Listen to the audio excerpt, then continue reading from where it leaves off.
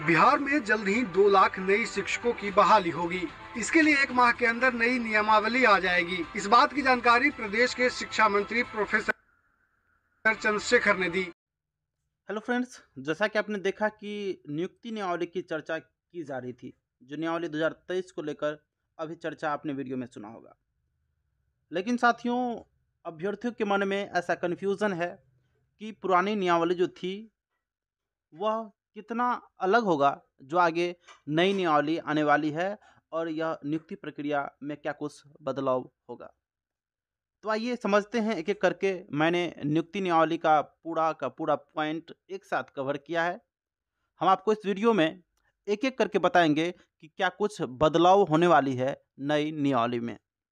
तो साथियों, पुराना जो नियमावली था जिसमें छठे चरण का बहाली हुआ था, अब सातवीं चरण शिक्षक की जो बहाली होगी वह नए नियमावली के आधार पर होगी। ऐसे में क्या कुछ बदलाव होगा, आपके सामने सारा का सारा एक एक पॉइंट लिखा गया है। चलिए हम चर्चा करते हैं एक एक करके। देखिए, पहला पॉइंट है, आने वाली सातवीं चरण की शिक्षक नियुक्ति की प्रक्रिया केंद्रीकृत और किसी आयोग से करवाई जाएगी। पहले त्रिस्तरीय पंचायती राज व्यवस्था और नगर निगम इकाई के जरिए नियोजन किया जाता था। अब आगे का पॉइंट आपके सामने दिख रहा होगा।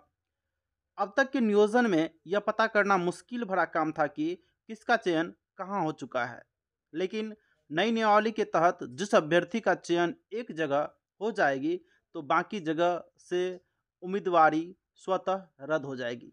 साथियों, इसके एग्जाम्पल के लिए आपको हम बता दें, इसे ऐसे समझे कि सेंट्रलाइज आवेदन लिए जाएंगे। जैसे कि सोचिए, अगर आपने फॉर्म भरा है पटना में, आरा में और गया में, इसमें से अगर आपका चयन पटना में हो जाता है तो आपका आरा और गया का जो उम्मीदवारी है वह स्वतः रद्द हो जाएगा। आशा करता हूं कि आपके समझ में आया होगा। नेक्स्ट पॉइंट है, शिक्षक नियुक्ति नियमावली 2020 में 4 प्रकार की नियमावली थी, जबकि शिक्षक नियुक्ति नियमावली 2023 में केवल एक नियमावली ही रहेगी। इसको आसान भाषा में समझे कि साथियों, प्रारंभिक और माध्यमिक और उच्चतर माध्यमिक के लिए अलग अलग नियमावली बनाई गई थी, लेकिन इसके साथ जो अन्य शिक्षकों की बहाली होती थी, कंप्यूटर शिक्षक, प्रयोगशाला और भी कई अन्य, उसके लिए अलग अलग नियमावली प्रसारित किया जाता था। लेकिन इसमें बस एक ही नियमावली बनेगी और इसी के आधार पर सबकी बहाली होगी। इसको आसान भाषा में फिर से लिखा गया है, इसको देखिए। शिक्षक नियुक्ति नियमावली 2020 में जिला परिषद माध्यमिक और उच्च माध्यमिक विद्यालय में सेवा नियमावली, बिहार नगर निकाय माध्यमिक एवं उच्च माध्यमिक विद्यालय सेवा नियमावली, बिहार पंचायत प्रारंभिक विद्यालय सेवा नियमावली तथा बिहार नगर प्रारंभिक विद्यालय सेवा नियमावली थी। जबकि शिक्षक नियुक्ति नियमावली 2023 में प्रारंभिक शिक्षकों से लेकर उच्च माध्यमिक तक के शिक्षकों, पुस्तकालय अध्यक्षों, प्रयोगशालाओं सहायकों और अनुदेशकों की नियुक्ति के लिए एक ही नियमावली, बिहार स्थानीय निकाय प्रारंभिक माध्यमिक एवं उच्च माध्यमिक विद्यालय में सेवा नियमावली 2023 होगी। आप समझ गए होंगे कि अलग अलग प्रकार का नियमावली अलग अलग शिक्षकों के लिए नहीं होगी, केवल एक नियमावली जो बनेगी उसी को लेकर सबका बहाली पूर्ण कराया जाएगा।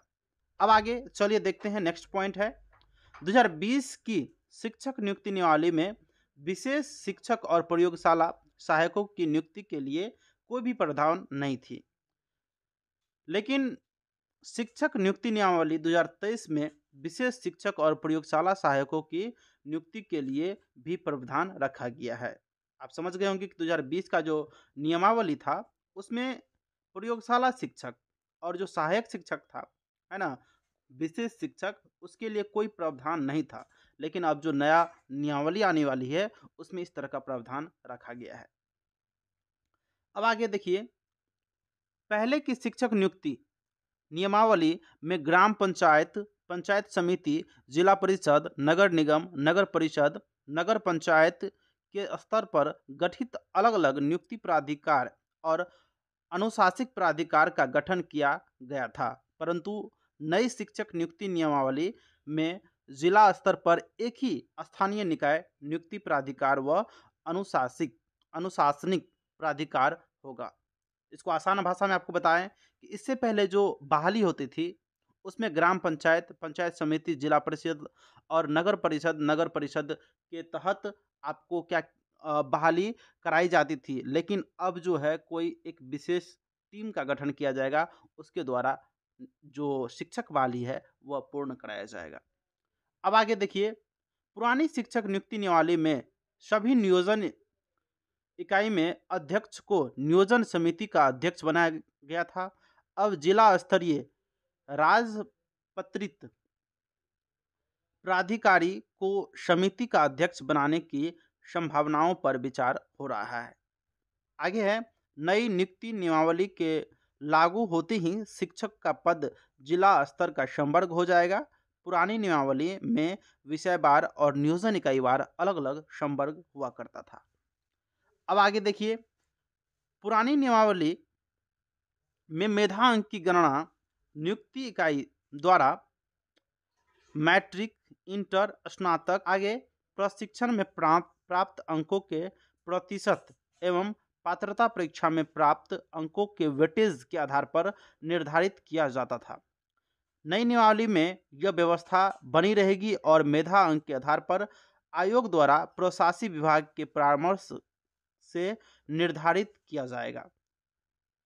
आगे देखिए, सबसे बड़ा बदलाव यह होगा कि पहले नियुक्ति के लिए चयन की अनुशंसा नियोजन इकाई द्वारा की जाती थी, लेकिन नई व्यवस्था के तहत नियुक्ति के जरिए चयन की अनुशंसा प्राधिकृत आयोग द्वारा की जाएगी। आशा करता हूं आप समझ गए होंगे। आगे पॉइंट है, पुरानी शिक्षक नियुक्ति नियमावली के अंतर्गत नियोजन इकाई की संख्या 9222 थी, आप सभी को पता होगा। आगे जो नई नियमावली आएगी इसमें नियोजन इकाइयों की संख्या कुल 38 होगी, क्योंकि बिहार में कुल 38 जिला है और एक जिला में एक जो नियोजन इकाई है वह बनाया जाएगा। आगे है, पुरानी नियुक्ति नियमावली में विभिन्न नियोजन इकाई में ट्रांसफर में दिक्कत हो रही थी। अब नई नियुक्ति नियमावली में जिला स्तरीय संवर्ग होगा और आगे इससे बेहतर सेवा शर्त और शिक्षा विभाग का प्रभावी नियंत्रण होगा। आगे पुरानी शिक्षक नियुक्ति नियमावली में मात्र वेतन संरक्षण का प्रावधान था।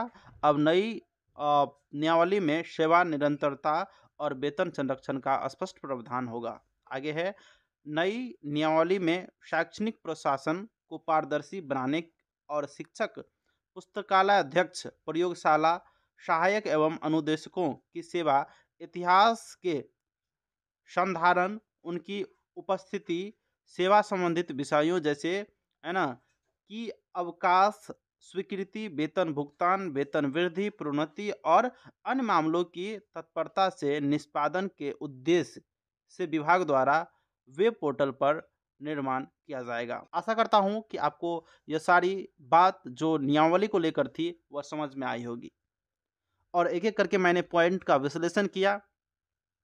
लेकिन इसके बाद भी आपको कुछ ऐसा पॉइंट जो समझ में नहीं, हमें कमेंट कर सकते हैं। आपको हम रिप्लाई देने के लिए हमेशा हाजिर हैं।